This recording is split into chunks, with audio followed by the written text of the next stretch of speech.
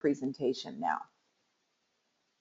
So welcome to Connecting Through Technology, Building a Millennial or FOMO Audience. My name is Lynne King Smith. I'm the co-founder and CEO of TicketForce, a technology provider of cloud-based ticketing donations and memberships. Now, I've had two career blocks in my life. The first was music education.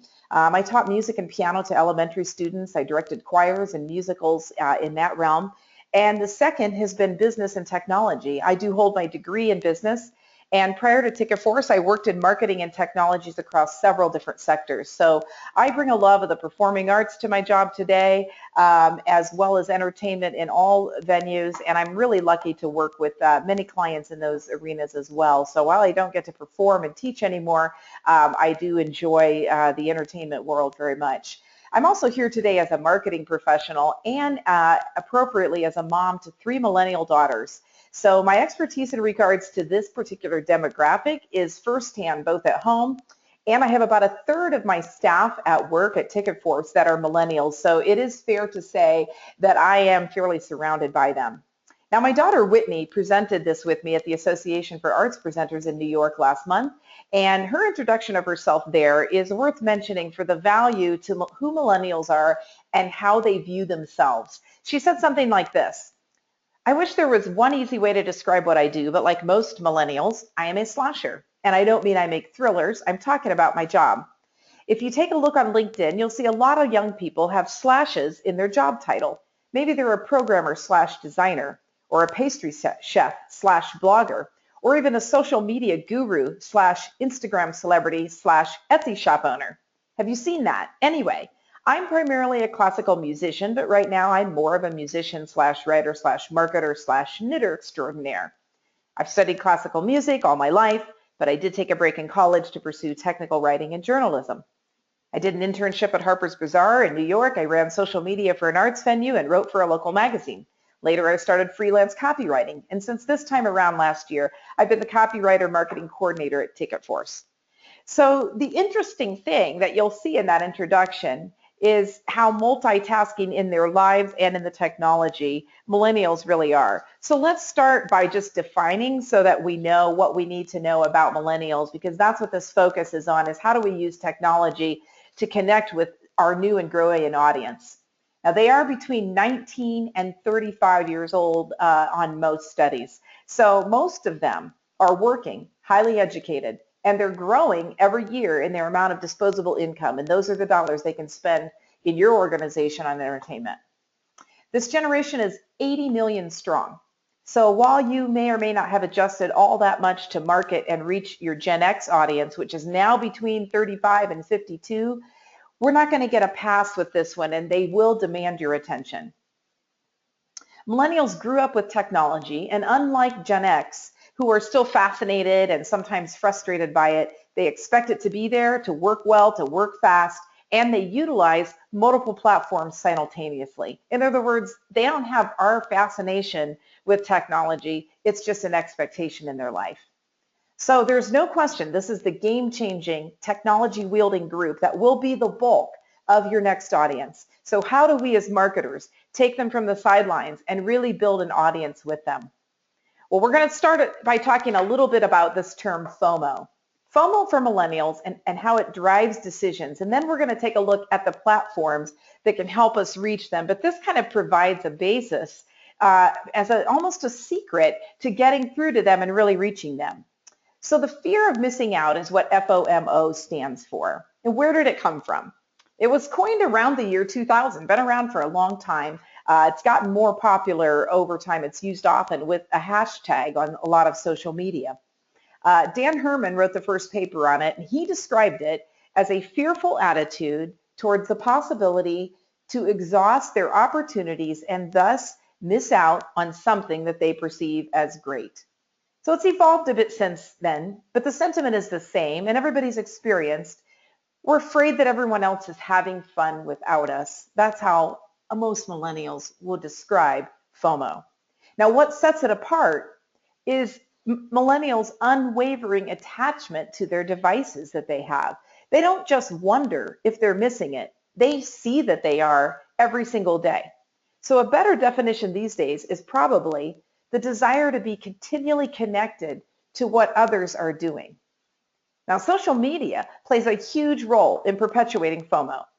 On one hand, they're able to see, read, and watch everything everyone else is doing all the time. And on the other, it allows them to engage from afar at a reduced cost. So you feel like you're involved even if you're not there. It's one reason why online forums are so popular today, like, for instance, Reddit being so huge. Now, more importantly, when we start getting into entertainment, how does FOMO affect millennials' decisions that they're going to make? It plays a huge part. There's so much information being passed around, what shows and what artists to see, who's going to what. It's all there for them to see at any time. Now, there are also people, which is really important in your marketing and social strategy.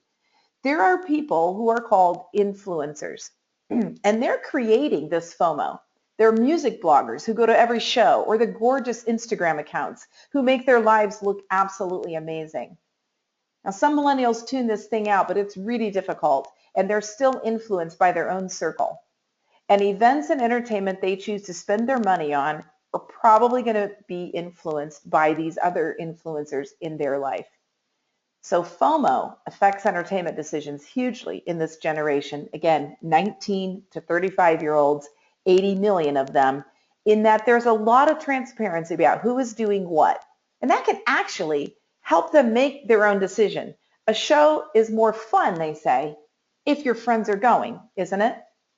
And so then I ask the question, well, does FOMO cause early decisions or last minute ones about what show or event to buy a ticket to? Now, you know in your marketing that if you're dealing with different age of audiences, you're going to have more advanced sales in some, and the demographics of your audience may be a later sale on others. But how does FOMO play a part with that? Does this cause millennials to buy early or cause them to do last minute? The answer is a little bit of both, depending on the popularity of the event. So if an artist is something that's very popular, and again, the influencers are going, then they're going to get tickets right away, and they're going to buy on the early end because they don't want to miss out and take a chance on that selling out. And that happens more frequently with them. I hear this from my kids all the time. They had planned to get a ticket and they wanted to go, and by the time they did, it was sold out. So that's not a lot of fun. It can go the other way as well because we have a growing audience who are working and educated. They have an estimated $2 trillion to spend, which is going to surpass the spending of baby boomers by 2018. Now, that's only 2 years away. We know they're going to base a certain portion of what they buy on what they perceive others are doing, and that they're going to be worried about missing out on something better if they buy too early. So that's the too early portion. We also know that they are not, by and large, going to make traditional season ticket package decisions, and you may be seeing that in your market as well if you offer season tickets. They don't want to lock into their entertainment months ahead of time. So what makes a baby boomer feel secure and well-planned may make a millennial anxious that they're going to miss out on something if they've got those tickets months in advance. Additionally, they love the thrill of the last minute seat that becomes available. Now, maybe it's on mom and dad's season ticket package still, or maybe it's just newly released seats that you have. Those are hooks, creating a sense of urgency and limited availability on anything that you can. That's a huge draw. And there's an element too I've noticed on getting there first, seeing it first, knowing about it first, that plays out nicely for those of us that are in entertainment. For instance, let me just divulge a little bit here about the way my daughters and I watch television differently. I watch 90% of my TV either live or close to live as I can through my DVR. I watch a single show at a time, not a whole season at once. But my daughter's viewing habits and methods are very different. At least one of them doesn't even own a TV or understand why you would need one. And it doesn't mean they're not watching television shows, but most of the shows they want to watch either aren't on cable or are something they can stream online. Now, like a lot of millennials, they watch TV on a laptop or even a tablet, and a lot of the shows they watch are streamed via Netflix. This truly is the Netflix generation. And even mainstream shows like Downton Abbey. This one pains me because it airs a full 4 months in the UK before it hits PBS in the States. Now, since my daughter can't stand the idea of not knowing what happens for 4 months, she streams it online from the UK with questionable legality that is ignored, And I, meanwhile, patiently wait until I can watch it live or on my DVR when the season's actually happening in the States. This plays into seeing it first and knowing about it first that are key traits to keep in mind as we move through the technologies we can use to create that urgency and that excitement around our events and experience. And this builds a loyal, committed, and engaged audience of millennial patrons, and that's what we're after. So let's dive a little into the technologies. Now, we did a blog series last year. Please check it out at ticketforce.com/blog, which is going to cover also much of the material that we're talking about today. So if you want to go back and refer to that, you can look for the Marketing to Millennials series on our blog page. I'm going to talk about mobile marketing first. Now, this is one of my favorites. It's a broad term that is used to refer to advertising that is sent directly to a mobile device. In other words, a smartphone, and in some cases, a tablet. This could include SMS or text campaigns, or installing beacons and using geofencing. An SMS or text campaign is the act of collecting contact information from your patrons, either from your existing database or having users text a designated keyword that you advertise, and then texting them directly with specific campaigns. Now, geofencing is a little different. It's a technology that allows you to recognize when your patrons are within a designated area around your venue or your event area, and then immediately send them relevant push notifications. Again, this goes right to the phone. Now, geofencing is taking proximity marketing to a new level. It allows one-time festivals and arenas and concert halls to push content and offer giveaways right to the phone and bypass the email. You can do geofencing through an app that your patrons would download. They do this to assure, why would they want that? It comes back to FOMO. They don't want to miss out on event sales, last-minute ticket offers, or offers when they arrive at your building, perhaps for concessions or things like that. Millennials and the generation to follow are known for being always on. You might have heard them called the AO generations. You can use this to your advantage by marketing directly to them in a way that is immediate, interactive, and personal. It's also easy to track mobile campaigns with a texting campaign software such as Easy Texting, and it can be really inexpensive. Because you're sending your message directly to your patron's phone instead of their inbox, it's not unusual to see open rates of 90% on mobile campaigns, far more than we see for email. And don't forget that more tickets are being sold online and through mobile sites every day. What'sonstage.com recently ran a survey that found that 30% of patrons in London are buying their theater tickets from a mobile device. When you put an offer directly into a patron's mobile device, the likelihood that they will follow through with a purchase increases. And here in our organization, we are seeing greater increase from 20, 30, sometimes even 50% of tickets that are being bought on the mobile device. So here are some tips for mobile event marketing. It's really convenient for you and your patrons. It allows you to target them quickly, send them your promotion, interact with them via some preset text responses. And there's a multitude of ways to make it really work. One, offer geofencing to your audience to do discount on tickets to another show. Another one, push original content and backstage videos. Another one is to welcome patrons to your arena or your venue and offer them a new patron or welcome in discount on concessions. Also, you want to make sure that you notify patrons as soon as a show goes on sale via our text messaging or geofencing campaigns so that they can purchase tickets from their mobile device with a couple of clicks. The idea is when you continually surprise your patrons with marketing, they'll want to interact more with you. Now, some of you are going to say, hey, what if that becomes annoying and I don't want to do, I don't want to bother my patrons with text messaging, or you particularly maybe don't like text messaging. Keep in mind the personal nature of mobile marketing means you can exhaust them if you overuse or misuse it. So you got to make it relevant, you got to offer something of value, and then make sure that you have help and opt out or stop keywords activated. It makes it really simple, one text and they're done. So how do we get started with text and push notifications if you're not already doing those? The first thing is really to choose a platform to run your campaign from. Make sure it's within your budget. Many of them are very inexpensive and has the features that you care most about. We like easy texting, but there are many. So you pick a platform to start with. For push notifications, you need to have a venue or an organization app for mobile phones. Now, these are quickly coming down in price, and they're now affordable for many sizes of organizations. Your ticketing provider may have one based on how they have things set up, or you may just have a venue app yourself. But when you do, check to see if it's got push notifications enabled so that you can get messages out.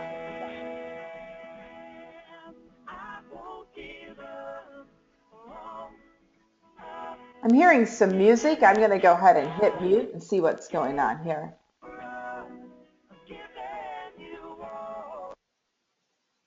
Okay. And I'm assuming you can all still hear me. I just heard some music come on there. Okay, once we have the platform, if you're going to build a text campaign, start by making use of contacts that you already have that have given you permission to use their phone number, and collect new contacts by setting up and advertising your keyword. You probably participated in these before as a user, like text Go Arts to 87656 to get first notices about on sales or special offers. The software collects the cell phone and basic info on your user, and then you're up and running. So that works great, and it's good to go. Now, always use a good call to action. We call that a CTA. It's a promotion, a discount, a special offer, or an invitation to purchase early tickets to an upcoming show. And always offer your patrons a way to unsubscribe or opt out, and then track your results so you know what works. Now, remember that the higher level interaction you maintain with your millennial patrons, and the cell phone is at the top of that list, the more engaged they will be. So you may ask, how are millennials going to respond to direct mobile marketing for an organization they love and last-minute ticket offers? It's very organic for them. They are texting literally all the time. They communicate constantly through text messages to their friends, and they don't even really think about if they're getting another text message. It's not an annoyance for them. They're going to forget about it if it was annoying to them, if they wanted to opt out. But most of all, if you're giving them something valid, they're going to love it, and you're not going to have a problem. So what are the mobile marketing takeaways that we have? We'll do this at the end of each section. And again, if you'd like to be able to, so you don't have to write these all down, we will offer this slide share for you so you can have this to share in your organization. With text campaigns, you start by choosing a platform. You can utilize push notifications through a venue app. You want to start collecting data, cell phone numbers, so you can do that with those text campaigns as well. You always offer a good CTA or call to action so that you're not just sending something out and you don't give people an opportunity to act and respond to that. You want to make sure you give opt-out options that are easy and simple and work. And again, test and track. If you're not sure what to do, test it, track it, and you get this instantaneous response. And most times it's so fast to be able to see people will respond to text campaigns a little quicker than email. So it's a lot of fun to play around and see what offers are really working best. That's our mobile marketing. We're going to move into social ads. Now, because Facebook is still the most used social media platform, knowing how to use it to promote your events and increase engagement is a necessary asset to you, especially when it comes to connecting with a younger demographic. Now, Facebook users are the most active users of any platform, making it an ideal place for you to advertise. 70% of Facebook users engage with the site daily, and 45% do several times a day. Now, I've heard some say that the young people are leaving Facebook and they're going to other platforms. And though there was a phase where some were, the real true fear of missing out brings them back. So yes, they've added other platforms, but this one is still relevant to keep them in the know. Now, one hurdle with using Facebook is what we call the flooded newsfeed. Your ability to have your posts and your content visible has become more difficult. Facebook's solution for this is called sponsored posts, a paid ad that shows up in a user's news feed while it still has an organic quality that makes it look like a regular post. So when you create an ad on Facebook, you have the option to create a new ad or to boost a post that you already have or an event that you already have. You have to choose an advertising objective like including post boost or clicks to the website, event responses, local awareness, or page likes. So we're going to focus on boosting posts because these are the most common ads used on Facebook. Let's touch on how boosted posts on Facebook work and what our marketing team likes so much about them. A boosted post is great because it shows up on your user's newsfeed just like a regular post. So they don't think of it near as much as an ad. The only difference will be in the top left corner where a sponsored post will be written below your brand. But here's the beauty of it. You can define your audience. So you can target exactly who you want to hit. That means if you have a John Bon Jovi concert coming up in Vancouver, you can target people who live within 50 miles of Vancouver and have John Bon Jovi listed as a like or an interest. You can easily play around with those targets until your reach becomes reasonable for you. Facebook even has a handy dial to show you when you have reached an ideal budget for your ad. Now set a specific budget. So if you're on a tight budget, a Facebook ad could be an ideal way to promote your event. Facebook allows you to set a specific daily or a lifetime budget, and it will continue to run your ad until your budget runs out. You don't have to remember to come back in and turn it off. It will also allow you to convert friends of friends. So this is more a feature of the event responses ad, but we wanted to mention it anyway because it allows you to specifically target friends of friends who are already attending your event. So this is FOMO, the fear of missing out, played out beautifully. Facebook boosted posts can be an ideal way for any size venue to not spend a lot of money to advertise for their event. It's remarkable targeting. Allows you to advertise to only a select group of people who are already within the area and already have an interest in the type of event or artist. Now, because you can run multiple ads through the same campaign, keeping your objective and targeted demographics exactly the same, and change out your copy and ad, it's really easy to run like an A/B test and see what's working. Facebook even lets you run multiple ads and then continue to run only the ad that's performing the very best for you. Moving on to Twitter, my favorite platform, it still is, it now offers more options for advertising. You have a few choices with advertising on Twitter for promoting events, ads that promote engagement with your tweet, impressions, retweets, and favorites, and ads that promote website clicks or conversions. So both are useful for increasing discovery for your event, and that's a big part of what we want to do with social is event discovery. You may also want to be able to use it for increasing ticket sales. If your goal is going to be to pick up more Twitter followers, you're going to want to promote your account instead of specific tweets. So since we're talking more today about event marketing, we're going to focus on promoting tweets. A lot of you are already in the habit of tweeting your upcoming events. We want to be more about engaging and building your audience. So you may have noticed if you use Twitter that promoted tweets are showing up in your feed, and they may look very similar to how a normal post looks. It's the same type of thing. Promoted tweets can be a great way to increase event awareness, specifically targeting fans that don't follow you. So much like boosting your post on Facebook, Twitter allows you to take a tweet that's already been posted and promote it to get more impressions, more engagement. So our marketing team has been playing with and testing Twitter and Facebook ads recently, and here are two ways that we found to use Twitter to advertise before your event. One is to create a tweet just for promotion. Twitter allows you to create a special tweet and use it just for promotion rather than taking an existing tweet and promoting it. And that allows you to really create more of an ad for a specific demographic and then target that demographic with your tweet. Because it still functions like a normal tweet, users can still retweet it and favorite it different than an ad. And we're going to talk a little more about video, but the second thing that we really have been liking is to promote a video. Videos are a great way to engage millennials. And Twitter lets you promote a specific video. So this is a great way, we'll talk more about sharing exclusive interview videos, behind the scene videos, or promotional videos before a show. You're allowed to share videos up to 10 minutes long, but we like them short and sweet that keeps the fans' attention.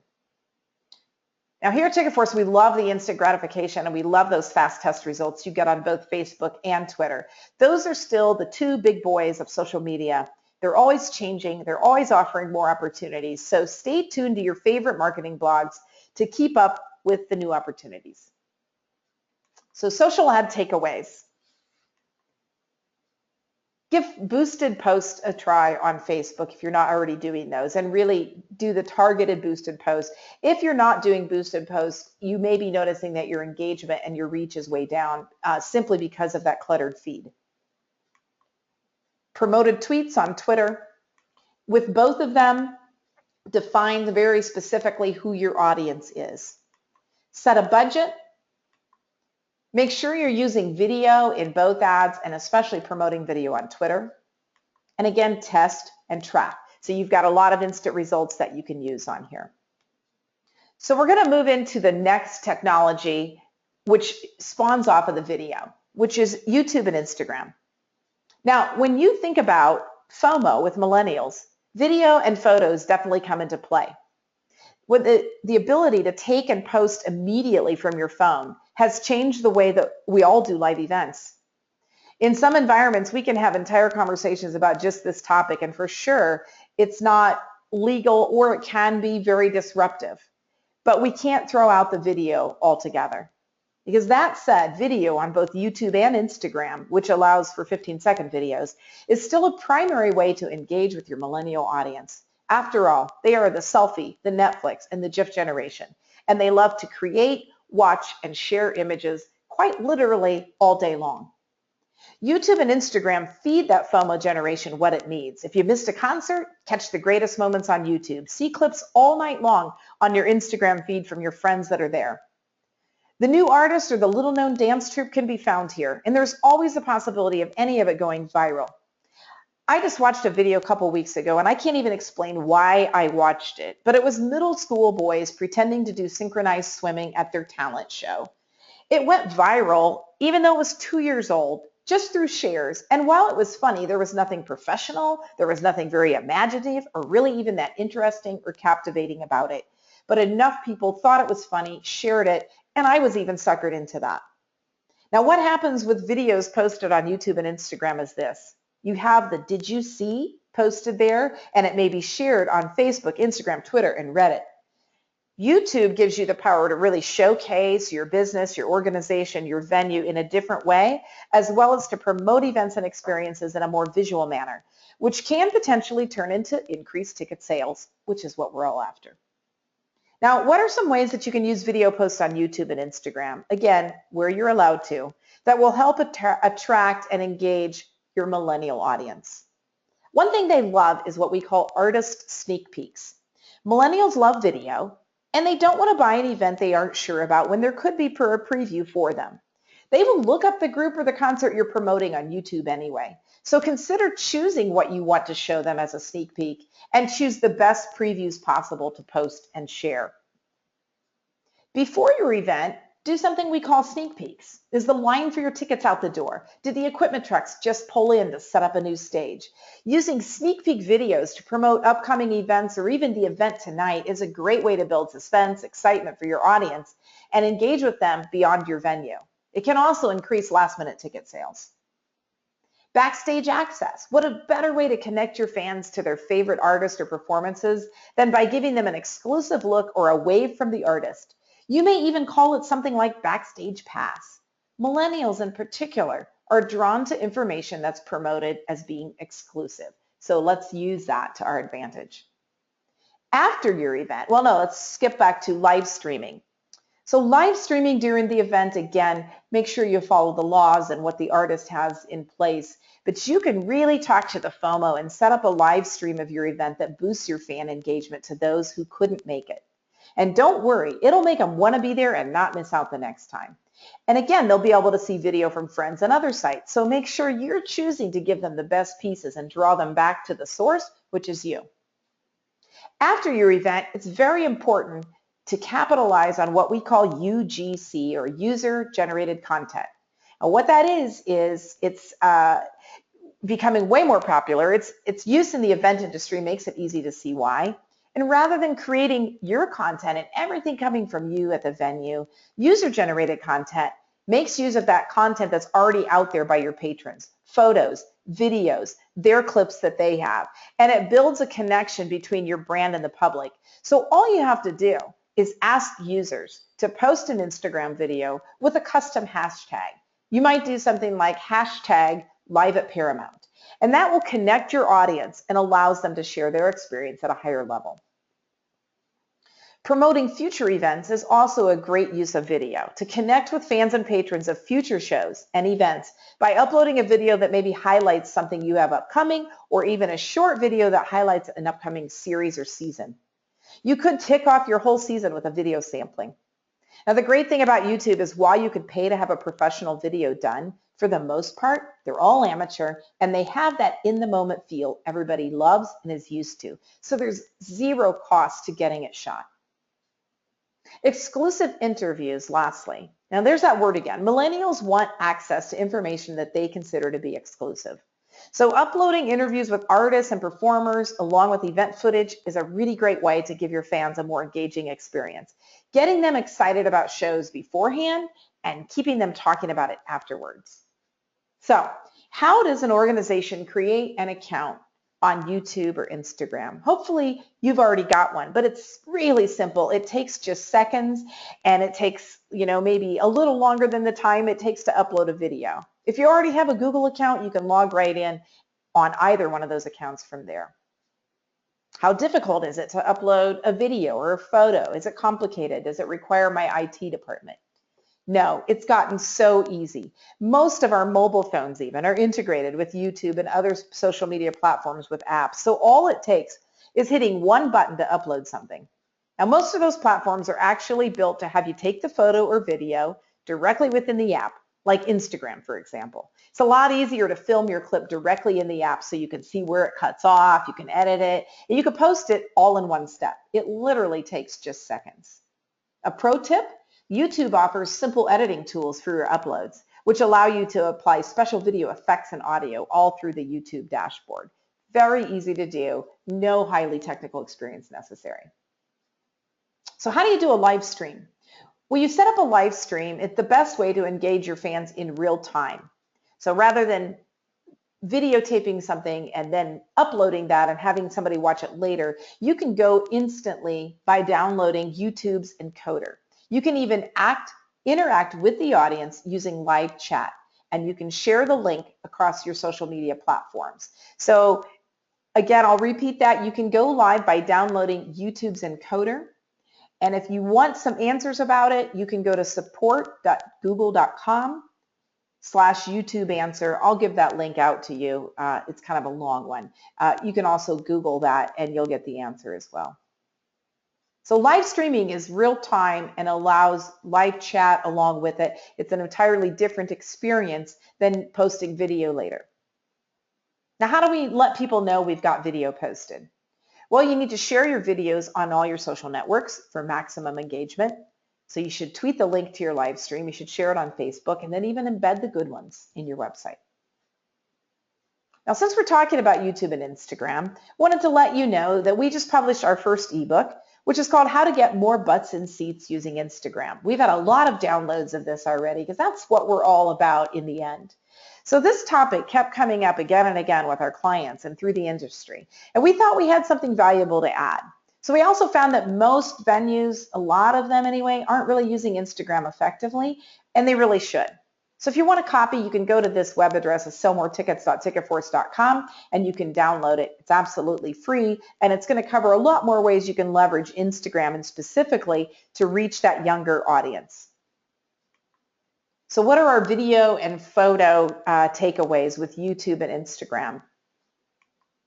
Let's give them sneak peeks. So artists and before the event even is happening to boost ticket sales.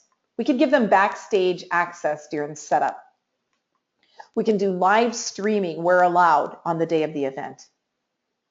After the event, we're going to want to do user-generated content or UGC, and that simply means if I've attended your event and I'm a user and I've got great photos, great videos, you're going to want to share those and retweet those and repost those so that you're pushing out that content that your users who are very engaged are pushing out. You can use YouTube and Instagram to promote future events, whether it's through a video glimpse or just a small shot of what the event is going to be like. And remember, you can do some really great backstage, very quick interviews, make them exclusive, make them short, but again, using those words with exclusivity is going to really draw the millennial audience. The last technology we want to touch on today is Snapchat. Now, if you have only a vague idea of what Snapchat is, or you don't have any idea at all, you're probably not alone. Snapchat has boomed only in the last few years, and it's still most popular among teens. A whopping 41% of teens in the US right now are using Snapchat, but I know that's most of us, that's not your audience. So while it's not the highest on an event marketer's radar, if you're willing to experiment with it a little bit, the payoff could be high. And here's why. So let's just start with the basics. And if you already know this, we apologize, but I know I would get asked those questions. So here we go. For most of us, what exactly is Snapchat? Well, Snapchat's a video messaging application. It was created by a group of students at Stanford in 2011. It's an app you download on a smartphone. And in the app, you can take photos, record videos, text, and drawings, and you can send them specifically to a list of recipients that you choose. So rather than just posting for all of the followers, it's a little more like a combination of text messaging and video. So these photos and videos are known as snaps.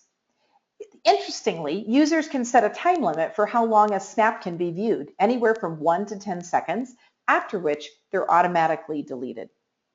Now, a newer and popular feature of Snapchat is called My Story, which is content you can create that will stay static for 24 hours and can be viewed an unlimited number of times. So rather than disappearing after a quick view, it stays there for up to 24 hours. An upgrade to this is even called the Live feature, which lets users that are on location at your event submit pictures and videos to the Snapchat headquarters, who then actually curate hundreds of short clips into 2 to 3 minute coverage of an event that's available to all users. Incredibly cool feature. So, how are brands using Snapchat, or are they even doing it? They are. Some are using it to provide behind the scenes footage, just like we discussed in the last section. You can look at how the stars of HBO's Girls use Snapchat to engage with their fans. People are using it to push coupons and promotions. Grubhub used the snaps to feature photos that end in promo codes for delivery. You can connect with users by asking them to send snaps back to you. Now, Dove used this technique, asking users to send them selfies and share their feelings about self-esteem. You can also pay for ads featured in the Live section of Snapchat at a 2-cent per view cost. So how do you get an account started and make sure people find it? Well, you want to start an official account for your venue, which you're able to do. Now, there's a handy guide by digital strategist Ross Simmons. You can find him at twitter.com, and his handle is #thecoolestcool. So you can find Ross Simmons, or you can Google him, but find him on Twitter. He's got a guide out that reviews everything from starting an account to changing your settings so that anyone will be able to view what you post. If you check out our blog on Snapchat, you can view his SlideShare there. So if you go to TicketForce.com/blog, we did a blog on Snapchat, and you can see Ross Simmons' SlideShare there. So that gives you some direction.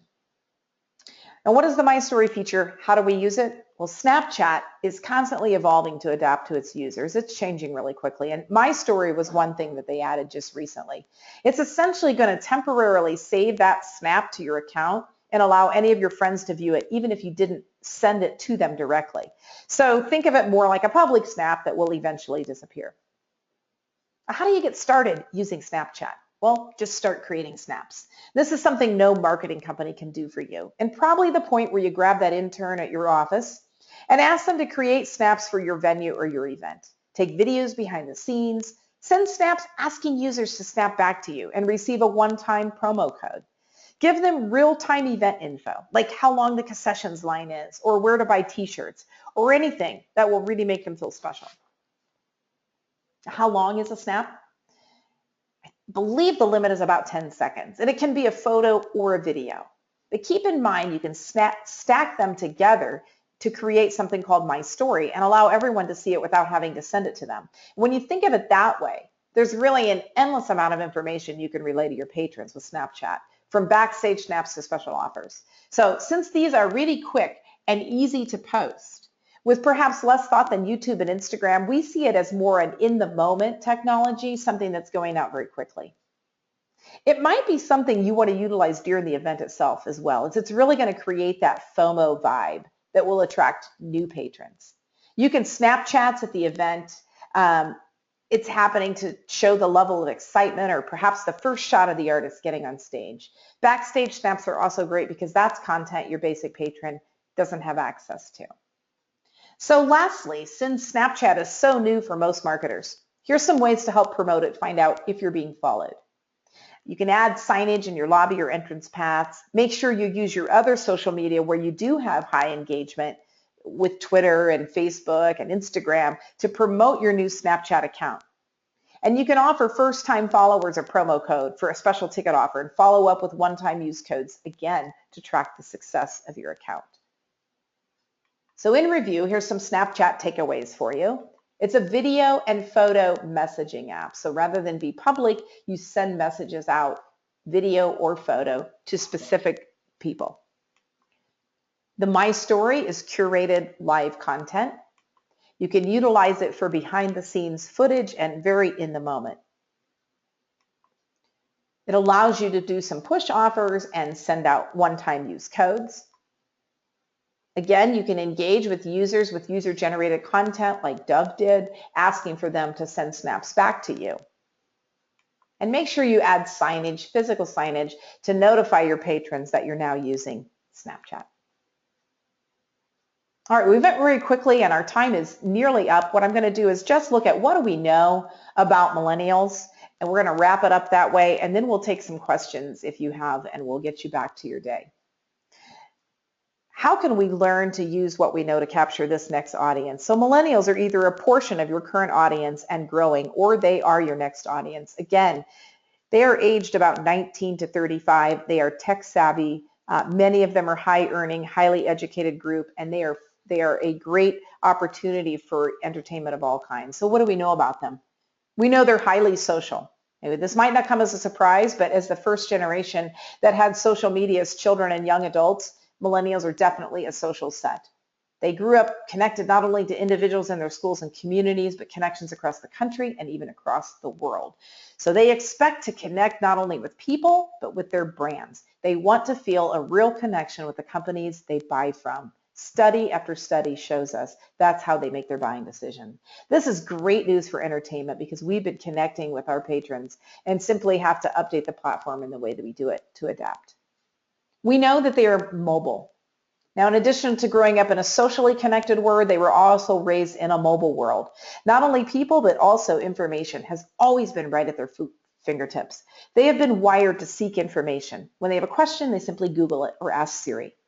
This technology has always been there, and not just while sitting at a computer for them. They've had the luxury of mobile technology for the vast majority of their lives. So whatever you do, it simply must be mobile. And remember on this one, nearly 90% of all adults across every age group now use a smartphone. So it's a win on every side. One of the newer things that we need to recognize is that millennials insist on brands that align with their personalities. They buy brands that reflect their style and personality. They're very self-aware, and they realize the brands that they choose say something about who they are and what they value and where they feel they fit in society. In fact, as much as 40% of them are willing to pay higher for brands that reflect the images they wish to convey about themselves. So that's another win for us. They're acutely aware of how they are seen and where they are seen. And so that's a big deal with entertainment choices. Social media plays a big role. So where they check in on social and when they check in at your venue and what events they are attending is huge for them. That's another win for us. They are also heavily influenced by what other people think. Now, while some of us grew up calling that peer pressure and something to be avoided, millennials are hardwired this way, but they actually use it to their advantage to make better decisions. They seek out peer opinions, product reviews, user-generated content as part of their decision-making process every day. 84% of millennials report that user-generated content on a company website actually influences what they buy. This helps us understand that dramatic increase in demand for videos and reviews of just about everything.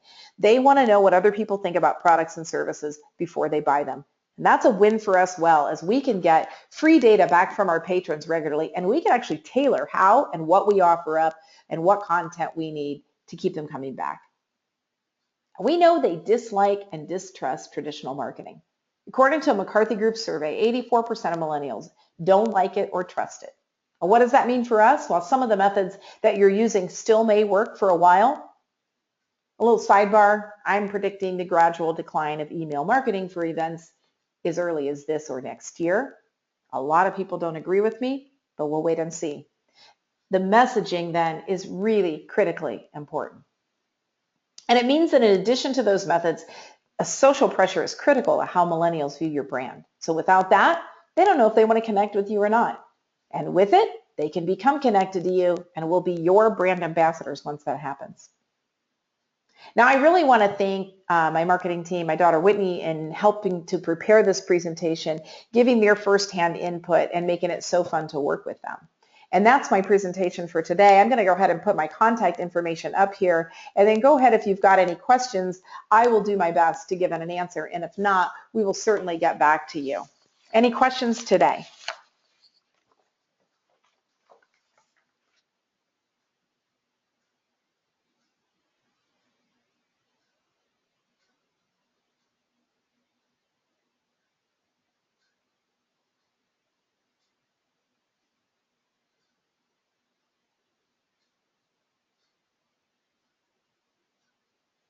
All right, what I'm seeing is that we may have had some sound difficulty, so we will see how the recording goes, and we will get this information back out to you. Thanks so much. I apologize for any technical difficulties that we had today. I thank you for attending, and we will be doing an email out to you to follow up with this recording. Thank you again.